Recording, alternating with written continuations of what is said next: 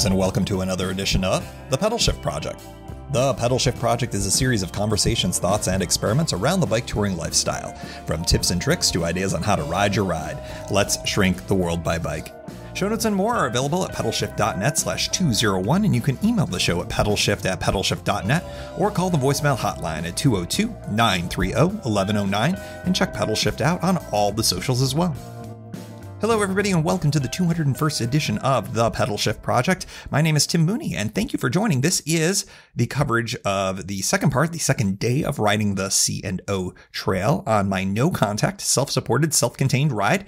And I just wanted to at the top of the show here cover a few things that are worth mentioning. At the time I was on the C&O that you were hearing, the campsites were officially open, even though, as you heard on the last episode, and we'll hear in this episode and further on, that the water pumps in the bathrooms were all closed, and indeed, for the latter, strapped shut. Since then, the National Park Service has closed the campsites. Please, please, please do not camp the C&O until those closures have been lifted. I know I will not. The first segment of the journal here has some oddball audio artifacts I just couldn't scrub out, so bear with it a little bit. For the journals, as you may or may not know, I try to leave in as much ambient noise as I can so that you can hear what I'm hearing out there as I'm recording it, and that's kind of the trade-off that we have here. So thanks for understanding and bearing with it. It's only in the first segment. All right, let's get into day two.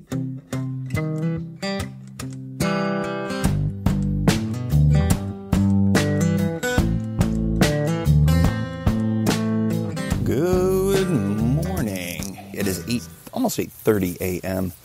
on Friday, the 27th of March. Still at camp. I woke up with the sun. Had a reasonably good night's sleep. My sleep tracker, which I use on my watch, gave me a 100, which I think was fantastic. This is, as I had noted in earlier entry, the Marble Quarry hiker-biker campsite, and I have to say it has served me very, very, very, very well. I'm a big fan of this one. It has got all the amenities, except for now. Been able to get down to the river on a few occasions and top off water bottles using my Sawyer filter. This is much more like a backcountry type of camping situation, since I'm looking at the Porta-John right now. There are normally on all 31 campsites at least one, if not more, porta potties. Out here, as we get into the more rural areas, just one. But if past is prologue, they are all banded shut with either a metal or a plastic band. So it's not even just zip tied. It is banded shut, and I would suspect it's metal.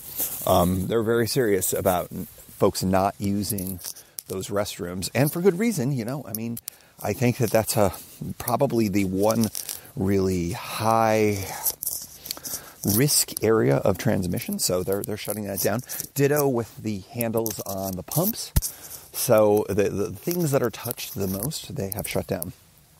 And that's fine. I mean, they are under no obligation from my perspective to maintain this, especially this early in the season. I mean, it's end of March, and typically this is when they would start thinking about maybe opening up some of these facilities, weather permitting. Now, of course, weather has been permitting, and the other day, many of these pump handles were on, according to the website and according to some reports that I had gotten. But of course, they're out right now, and that's fine. So here at Marble Quarry, you've got a pretty reasonable access to the river. I wish it were moving a little more swiftly where I was able to dip in. Normally, if the water is moving, it's a better setup for you. In fact, in true backcountry, if you don't have a water filter, if you've got like a real swift moving creek or stream, emergency situation says, yeah, okay, if that's your only option, if it's not having water or having that water, go ahead. Now, I, of course, have a very nice Sawyer filter, so I am less concerned about that. So it was moving. It wasn't like it was stagnant, although my understanding is these can handle even stagnant water situations. But it's been fine, and it's been very helpful. Now, I still have quite a bit of water on me, but there's no reason from my perspective to go down to zero before I start filling things up, because the capacity for this system that I have is only 16 ounces at a time. And of course, that's basically one of my water bottles each. So, when I've got a 4-liter tank essentially that's coming with me, I know that water is perfectly safe. So I use that for, I guess now it's all different. I should mention, my new system right now is I'm going to be sacrificing one of my water bottles just to make it a little bit easier to handle things in volume, because I am going to have to get to that point at some point, probably tonight. And when I say sacrifice, that's now a dirty water bottle. So it's just a little bit easier. I can fill up the squeeze system 16 ounces at a time. It is very hard to fill the squeeze bladder from that bucket without spilling a ton of water and getting quote-unquote dirty water everywhere. So by sacrificing this water bottle, I can more easily pour the dirty water into that water bottle and then transfer for that water bottle into the squeeze.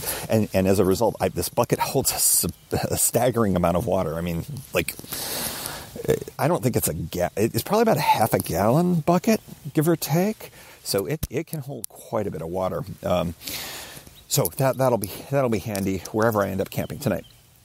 This is the portion of the show where I talk about the consequence of having no bathroom available. If this is not of interest to you, please feel free to fast forward, use your fast forward buttons, and I apologize to you, the gentle listener, in advance. So, going number 1, no problem, never a problem. Find a place away from a water source, and I go, and that's about it. But we all have our needs, right? I am a proponent of, leave no trace. There are a few different ways to do this. Originally, I was going to bring a trowel and dig a cat hole, and that's a acceptable method. But I also was thinking that, we're really close to the river. It's not ideal. It's also a little hard to find true privacy. So what I've decided to do is I find a good spot, take care of business, and then I am going to be utilizing, because they still have these up, the trash bags that they have. They're about the small grocery bag for your places that still do plastic grocery bags. So I am using that as my system to pack it out. So yes, I am going to be picking up my waste like I pick up my dog's waste, and I'm going to be packing it out and throwing it away in a reasonable trash facility, which I may be passing on the way back from here at White's Ferry. White's Ferry has a private trash area. Some of the parking areas do as well, because obviously I'm not going to want to be carrying that around for an extended period of time. I do have it sort of, nothing's going to escape, let's just put it that way. And I also have it in an opaque bag around it as well, so that people don't have to see that. Again, so sorry for this information. I feel more comfortable doing the pack it out system because, well, I know it's coming with me, and I know it's not going to get in anybody's way. I do really, really hope, if there are folks that are going to be using these campgrounds over the next several weeks, for as long as these closures are in effect, that they follow good protocol when it comes to this, because it would be absolutely heartbreaking to come into any of these campsites and see bad management of human waste. That would really, really make me unhappy. So, one, I think for folks who would be doing that, I think that the closure of the bathroom areas would probably keep them away. It would be my best guess. For those of us who are comfortable in handling our stuff, then yeah, so we'll take care of things the way that we need to. Okay, human waste section over. Oh, except for one thing. I've gotten a few questions from folks about what I'm doing for staying clean during this period of time. So I'm not going to any public bathrooms or anything like that. I have Dr. Bronner's, which is a fantastic soap. I'm using it at full strength when cleaning my hands, and I'm doing that fairly frequently. I'm not touching anything other than my stuff, so I'm not. It's funny. I'm a little less concerned since I'm only touching my stuff, but I am washing my hands, just not nearly as much as I was at home. The other thing that I have, and I thought this might be a help for folks who have camping gear, you might have the capability of doing this. I made my own hand sanitizer recently, and we ran out of the aloe very quickly, which is what is typically used to mix with 100% alcohol. I have that for my alcohol stove, which I frankly rarely use. When I bought it, I think it was a full quart of it. And I thought to myself, oh my God, this is a lifetime supply. I'm never going to use all of it.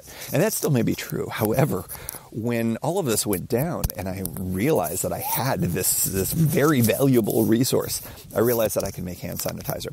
The thing that I discovered is, now I don't know if it's going to be true of all hand lotions, but hand lotions do work as a moisturizing and a carrier agent for the alcohol as well. And so what I did is I filled up a small one of those little airline bottles of alcohol, with the twist top. What I did was I mixed up the alcohol. You want to make sure that you're at least at 60% alcohol. So if you're starting with 100% alcohol, you want to do a 6-4 or I guess a 3-2 combination. I actually did quite a bit more alcohol than that because what I found was it wasn't liquidy enough. And I prefer it to have a little bit more flow. It gets out of these bottles a lot easier, so I added more alcohol to it. So this may be an 80% or more solution. But it is a very effective hand sanitizer, and the nice thing is that alcohol would normally dry out your hands, but you've got the hand lotion in there, and my hands are now clean, and they smell like lilacs, because that's the hand lotion that I had. Anyways, just a thoughtful thing for you all to know if you've got alcohol for your alcohol stoves and no aloe, but you do have hand lotion somewhere in some cabinet someplace. You can never sanitize your hands too much, whether you're dealing with what we're dealing with or when you're out here in the campgrounds, because it's just important to keep sanitized, especially with the topic that I finished one topic ago. So, I still don't know what I'm going to do today. It is going to be beautiful and sunny. The chill is starting to go away. The sun is about to peak. Well, it's probably got another 20 minutes before it really hits the camp and gets above the tree line over there. But things are warming up nicely. Pretty chilly night. Made me grateful that I had my double layer sleeping bag. I was too warm to start. And then later when I was sort of aware of the chill coming in as the night came on, I was really perfectly toasty warm. The way that I set it up was I have a fleece liner, and so I got into that like a regular sleeping bag so that it enveloped me bottom and top, right? And then I use my it's a mummy bag, which I don't like. I'm a bit of a claustrophobe, and I don't like how mummy bags feel. But it's got a foot box, so for the down bag. So I use that more like a duvet kind of setup, and it was great. I ended up putting on the hat probably around. I didn't look at the clock, but I would estimate it was probably 5 or 6 in the morning when the temperatures were really starting to bottom out. And then when the sun came up around 7, it was at its coldest point, and I was fine. I was perfectly fine. I slept quite well when all was said and done. I think the ride yesterday combined with, just being ready to sleep out here, it felt pretty good. One thing I'll note is, don't forget earplugs when you come out in the C&O. Although I did camp in an area where there's no train activity to speak of. Man, the frogs and the cicadas and all the other kinds of nighttime sounds, they can get pretty loud. And it's early in the season, and it was still pretty noisy. So if you are a delicate sleeper, man, bring those earplugs with you. So I think that my idea now is I'm just going to start riding. I'm going to ride away from DC still. I'm almost certainly going to go to Harper's Ferry and go to the Huckleberry Hill campsite. Whether I continue on from there, I think it's just going to depend on how I'm feeling and how I'm riding. Weather looks like it's going to be great today, and then tomorrow it's going to be terrible from the overnight hours until potentially about noon. But that still means that I can be riding tomorrow as well. So, if all options are still on the table, if I do decide to go all the way to the cabin, that would be one of the longer days I've ever done, but is still within reach if I do choose to do it. I think that the likelihood of that is pretty low right now, just because that's just a lot more miles that I'll have to be riding in a compressed schedule coming back. So I think I'm just going to ride out, see where I'm at around the Harper's Ferry area, And then go from there. It might be that I decide to camp there. It might be that I decide to set up camp there, but keep going and then kind of circle back and come back. I've got a lot of options, and I think that today's just going to be a beautiful, glorious day and nice and warm by the close of things. So maybe getting back into camp and doing another campfire is in order. So anyways, that's it. All is good here. Cough is still lingering, but I've been taking something to help me with that, and that's just been fine. I feel good and energetic, and it's hard not to feel great out here in the wildernessy sections of the C&amp. About 10:30, mile marker 44. You know, I always like stopping at mile marker 44s. It used to be that there was a Pedalshift sticker on the rear side of it, but it is now missing, and I do not, to the best of my knowledge, have another one. But maybe I do. Hold on. Let's see. I've noticed that the official C&O account is following me on this trip, so I will not be putting a sticker. Let's see, I have somebody else's stickers. That's not helpful. Let me check my other. Every once in a while I'll have a spare sticker, because I sent out that run to most of y'all. Let's see here as I check here. But I do like stopping at mile marker 44s. It's a Syracuse thing. Oh, let's see. I'm not sure if I've got one.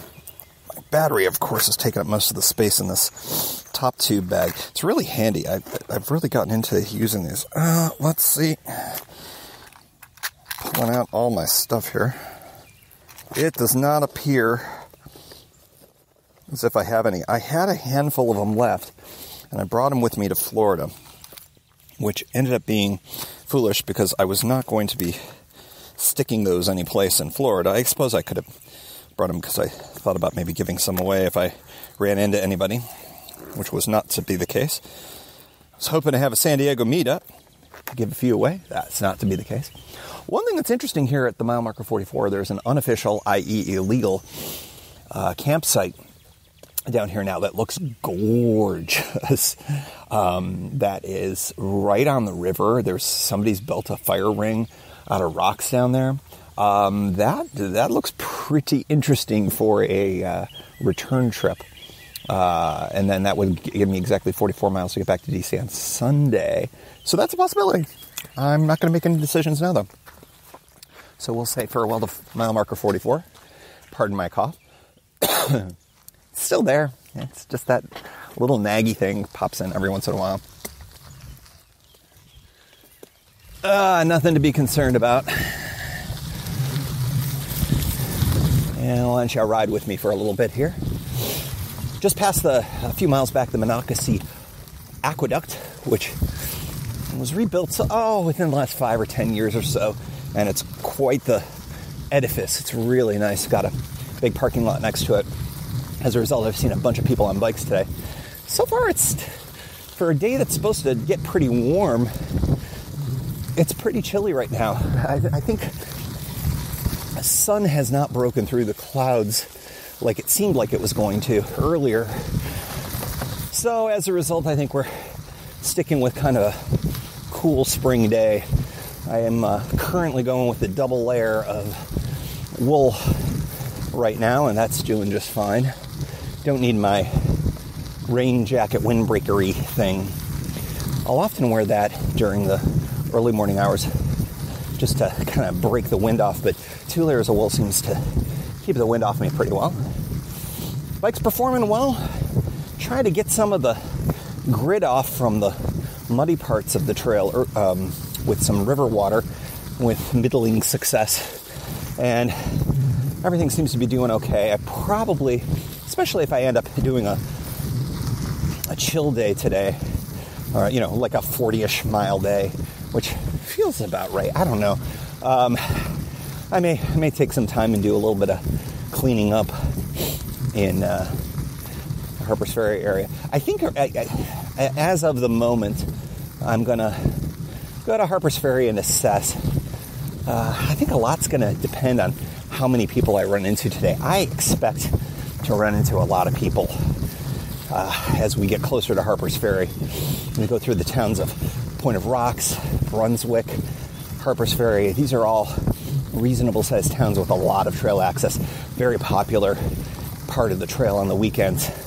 So if I want my solitude, I'm going to have to keep going. And the interesting thing is, if I want my solitude from a camping perspective, I may not want to be at Huckleberry Hill.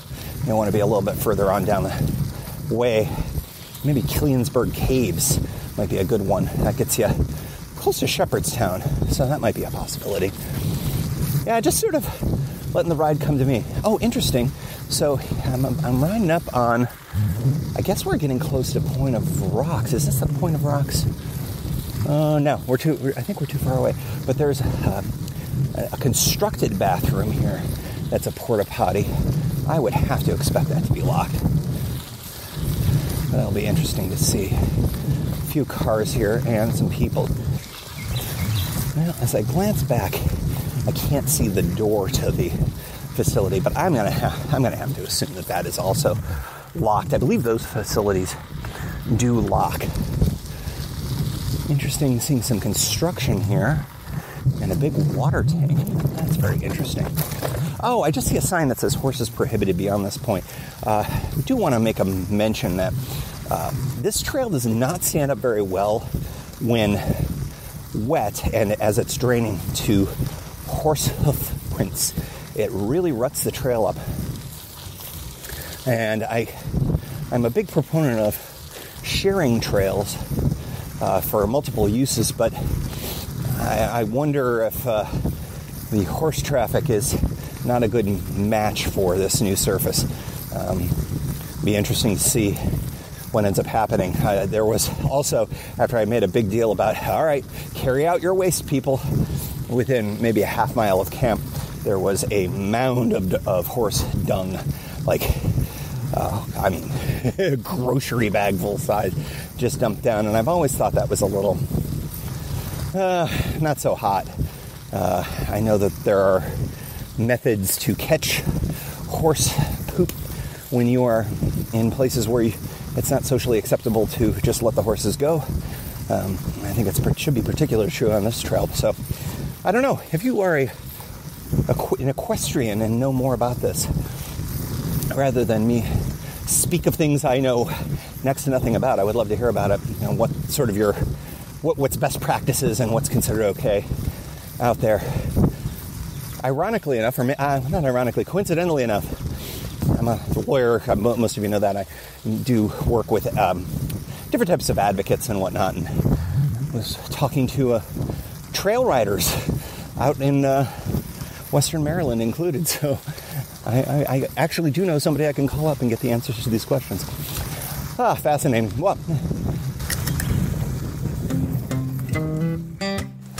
all right, we are at mile marker 52 and change at the outage, and things have changed a little bit. I will get pictures up either in the show notes or on Insta and whatnot. The trail that used to be kind of a half-assed trail has been graded a little bit. A little gravel's been thrown down, and it has become a much more official low water crossing. And I am going to kind of take you along the route here, I think. There is a gentleman who's down at the low water crossing, so might be in a bit of a conversation for a moment. But yeah, this is a quick thing. You're supposed to dismount and walk your bike across this. So I will comply with that. And yeah, no idea when this thing is going to get built. There's quite a bit of erosion around the trail here, and I wonder if they are going to be sticking with the low water crossing for a long time, because I think this looks incredibly unstable, and obviously has been washed out by a not insignificant storm that did it. But it'll be interesting to see what ends up happening. So anyways, let's go for a walk here. Stick my phone in my pocket and it'll be in my ears. The trail surface is just so great now that it's been connected all the way. This is a really lovely section if you're ever looking to do just a section of the towpath. I suppose I could have ridden this part. This is much better than slipping down. There were two hills of note, two real big grades, and that's been all smoothed out here. Let's see how this looks like. Yeah, very much regraded.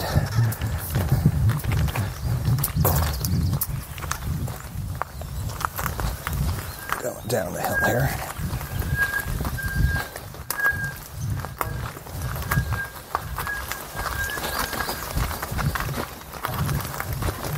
There we go. Hello. How's it going there? Take care.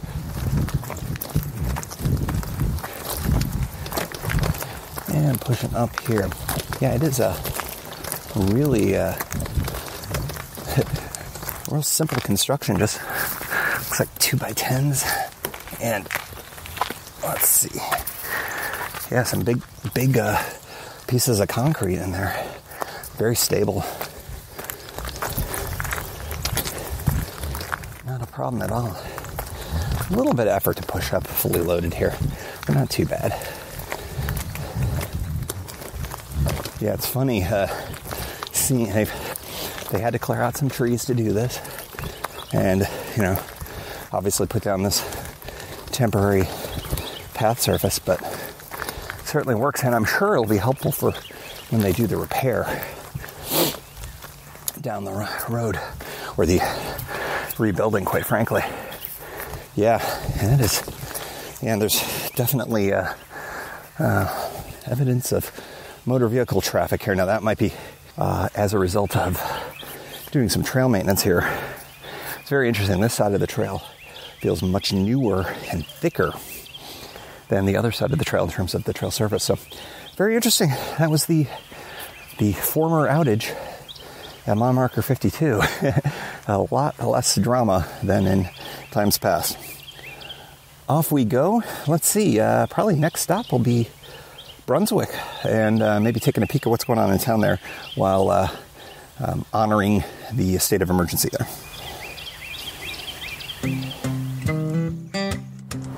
From mile marker 58, smack dab in between Brunswick and Harper's Ferry. And I did do a little bit of a look-see-loo. That sounds like I'm 1,000 years old. Just say look-see-loo. Yeah, okay, anyways, so I did a quick look in Brunswick. The cherry blossoms in the little teeny tiny park right there in town were in full bloom. I've got a beautiful picture. I'll send those out. If it turns out there is water there, I did not need it, did not touch it, did not get it from there. Since I've got my filter, I'm feeling pretty good about things. And yeah, people are out and about.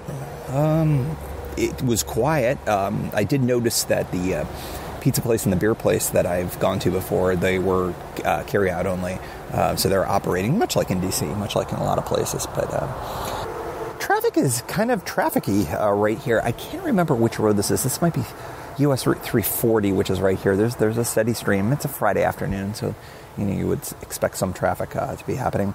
The MARC seems to be operating on normal schedule. The MARC is the commuter rail that goes through this area, which is separate and apart from the Amtrak, which I did see go through the outbound to Chicago. I saw that go through earlier today. There are some elements that are just sort of normal. If you drop me in here on any given day, said, hey, you're doing a tour, I probably wouldn't notice too much difference around here. But the turtles are out in force. I spy a few. You've got to sneak up on these turtles if you're going to be anywhere near them, because they will all jump in the water. So I'm hoping to get a video or a photo of these fine little amphibians, reptiles, excuse me, reptiles. My bad. Apologies to amphibians, apologies to reptiles.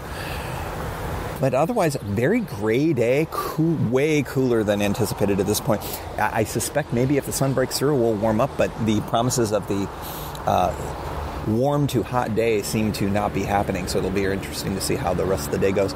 I think I'm going to set up camp at Huckleberry Hill and then maybe have my bite to eat there, or a more robust bite to eat there, and then kind of figure out what I want to do with the rest of my day. I may do a little kind of ride further on down towards Shepherdstown and back, or not, or kind of just enjoy life by Riverside there. Of course, it is going to rain tonight and probably well into the morning, so I think I'm going to ride that out.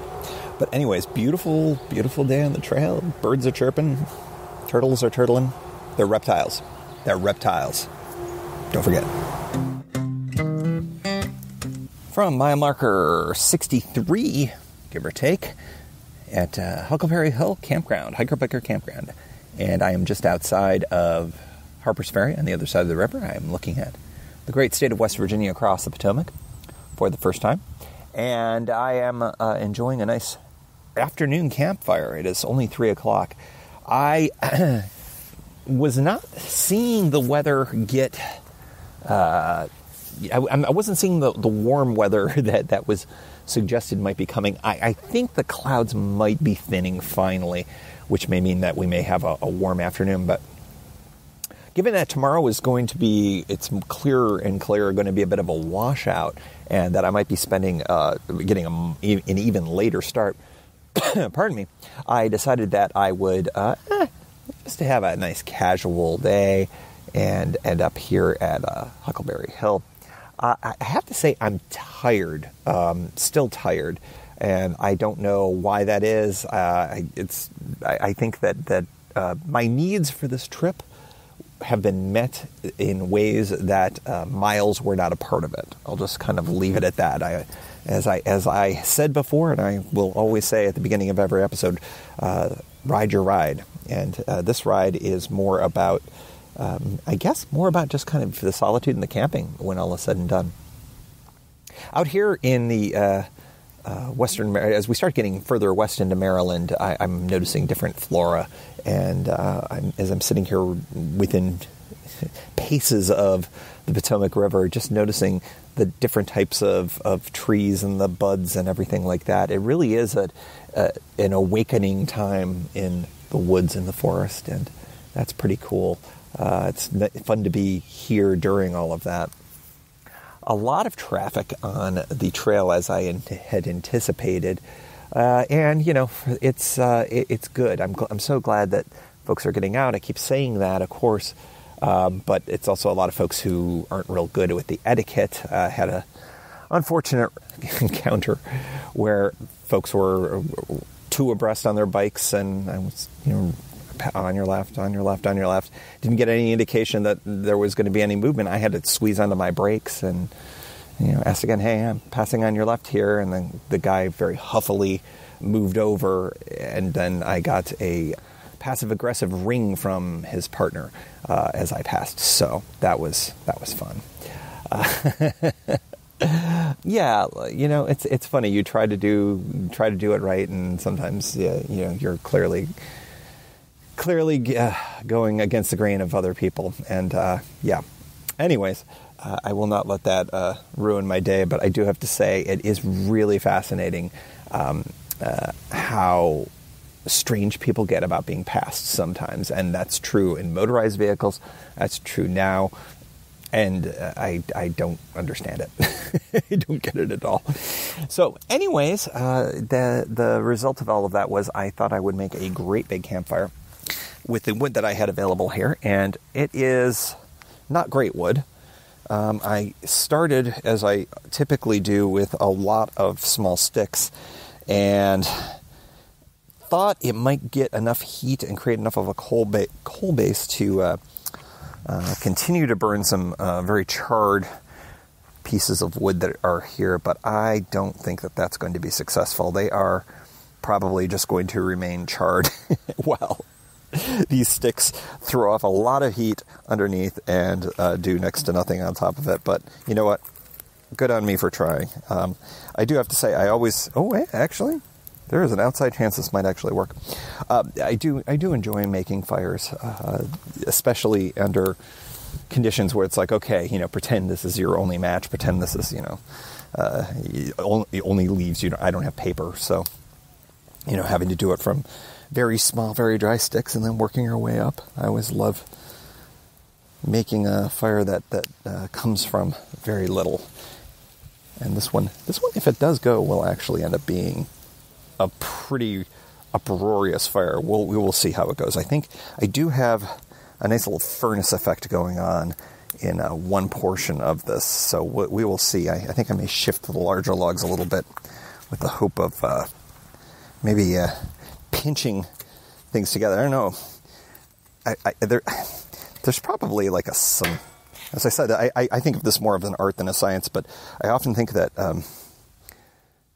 well, I know I'm wrong. I know that I know that there air and all of that. There are certain requirements, physical requirements for fires. But I'm always thinking, wait, if I put another piece of wood next to that one, I know that those two will sort of feed off of each other.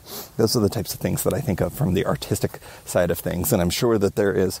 By putting a fuel source next to a fuel source and making sure that there's enough oxygen and heat to begin with, it will work. But I'm seeing a perfect spot for another big log that I could put on there that would just kick some butt right now. But I think I'm just going to let that slide for the moment. But it does seem to be catching, so maybe I will have a all-afternoon fire with very little extra effort. That would be great. I'm trying to think if there's anything else. I think that the next couple of days are going to be essentially mostly about, okay, let's get home. I am, by all accounts, a one-day ride away from DC. However, tomorrow is, given the weather, given the fact that I just didn't feel like riding in it. I could have if I needed to. And if I had gone to the cabin, I would have needed to. And so, as a result, here I am, Huckleberry Hill. I think what I might just do, given also a little bit tired, even though I had a good night's sleep, I can kick back. I can wake up whenever. I can figure out a place to use the bathroom in the rain, perhaps, and then get back into the tent and then just, enjoy a full morning, reading or listening to podcasts or music or whatever I'm feeling like. Having that kind of space sounds pretty good to me at this point. I've been run, bike for the last several weeks. And, it's kind of nice to have a little bit of open time. And it's kind of funny because I know that so many other people have had nothing but open time. And now I finally get a little bit of it myself. So I'm looking forward to that. Got enough food certainly to get me through today and tonight, tomorrow, and part of the next day. I figure I will start to make my eating choices relative to how many meals I have left and how the meals will go. I know that on Sunday, wherever I end up tomorrow, it's going to have to be stuff that I can basically just eat out of a bag. So I'm going to probably be conserving my trail mix a little bit more and my Pop-Tarts a little bit more for that. God, that sounds terrible. It sounds like I eat like the worst. But I think that tonight and tomorrow I'll be making some more of those rice dishes and things like that like I had last night.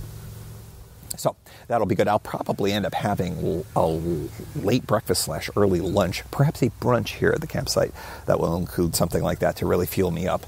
And probably split this ride up into a couple 30-mile days and just figure out a good campsite. I know that there's some really good ones in there, and I really enjoyed the one that I was at last night. But maybe I'll try a different one since I so rarely camp in that area of the trail.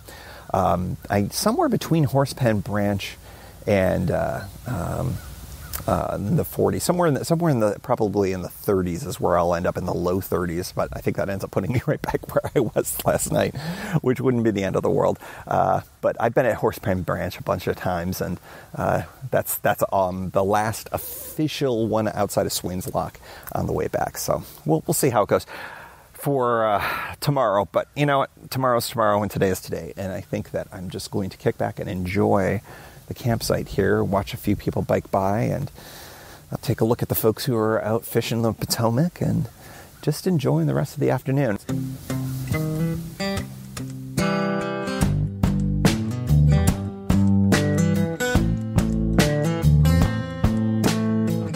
I don't think it comes across in all the entries all that much, but this was a weirdly rough day of riding for me. Solitude was really fleeting, and it took making an early camp that you heard about to get that, and I think it made things a lot better. And more of that coming in the next episode. Statistics Day 2, miles ridden, 27. What? Fires lit, 1. Soft rants against passive-aggressive bell ringers, ding! 1. Beavers, 0. Mistaken classifications of turtles as amphibians, that was quickly corrected, 1. Flats, 0.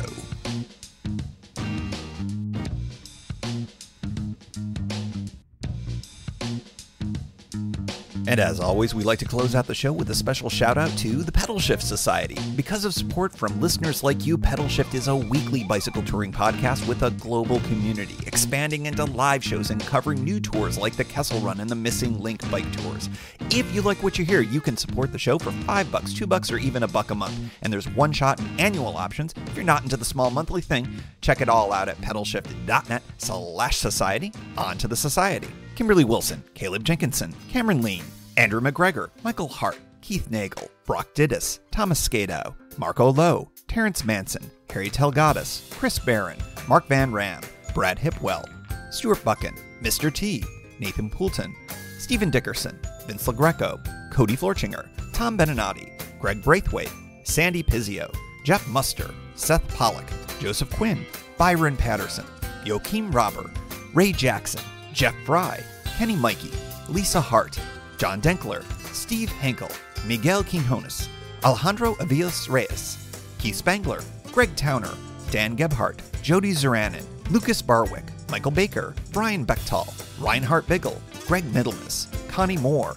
William Gothman, Brian Benton, Joan Churchill, Mike Bender, Rick Weinberg, Billy Crafton, Gary Matushak, Greg Latois Lopez, James Sloan, Jonathan Dillard, John Funk, Tom Bilch, Ronald Piroli, Dave Roll, Brian Hafner, Misha LeBlanc, Ari Messenger, David Grotke, Wally Estrella, Sue Reinert, John Lecko, Stephen Granada, Philip Mueller, Kevin Olhausen, Robert Lackey, Dominic Carroll, Jackie McCulloch, John Hickman, Jack Smith, and thanks also to all past and anonymous donors for helping to make this show happen. Thank you for joining. You can find Pedalshift at pedalshift.net for more great bicycle touring content. You can hear the Pedalshift project through Apple Podcasts or your favorite podcast app. Opening music courtesy of Jason Kent off his self-titled album. The track is called America. Check out his band Sunfield's latest release, Mono Mono, wherever cool music is available.